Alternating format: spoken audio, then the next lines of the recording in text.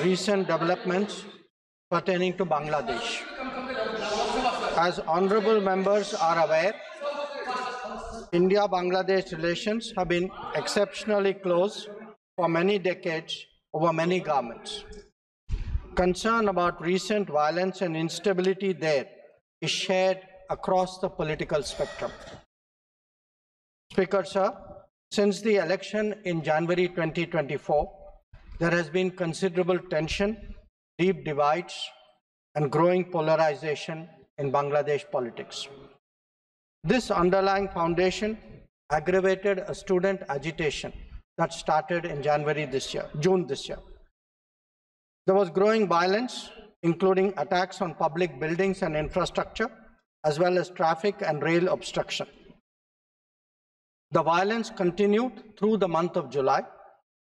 Throughout this period, we repeatedly counseled restraint and urged that the situation be diffused through dialogue.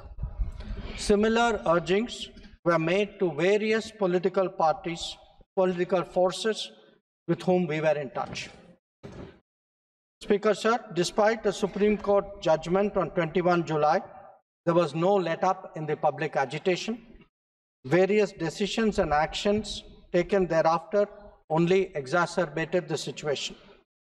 The agitation at this stage coalesced around a one-point agenda, that is that Prime Minister Sheikh Hasina should step down. On 4th August, events took a very serious turn. Attacks on police, including police stations, and government installations intensified even as overall levels of violence greatly escalated.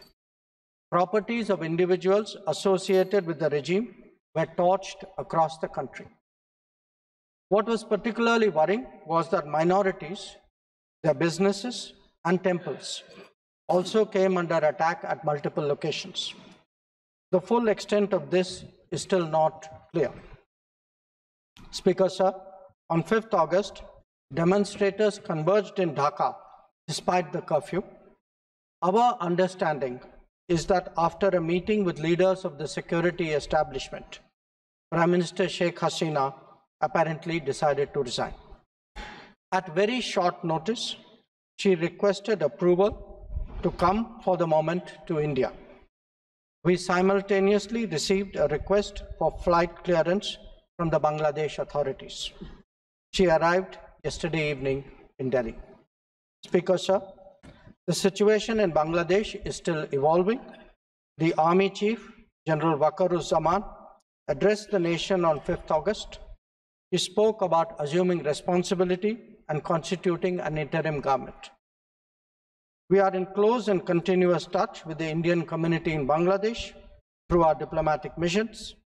There are an estimated 19,000 Indian nationals who usually live there, of which about 9,000 are students. The bulk of the students, however, have already returned to India in the month of July on the advice of the High Commission. In terms of our diplomatic presence, in addition to the High Commission in Dhaka, we have assistant High Commissions in Chittagong, Rajshahi, Khulna, and Sylhet. It is our expectation that the host government will provide the required security protection for these establishments. We look forward to their normal functioning once the situation stabilizes.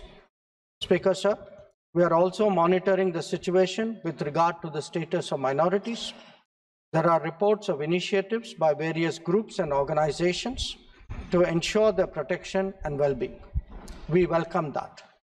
We welcome that and will naturally remain deeply concerned till law and order is visibly restored. Our border guarding forces have also been instructed to be exceptionally alert in view of this complex situation. Speaker, sir, in the last 24 hours, we have been in regular touch with the authorities in Dhaka. This is the situation as of now. I seek the understanding and support of the House in regard to sensitive issues regarding an important neighbor on which there has always been strong national consensus. Thank you.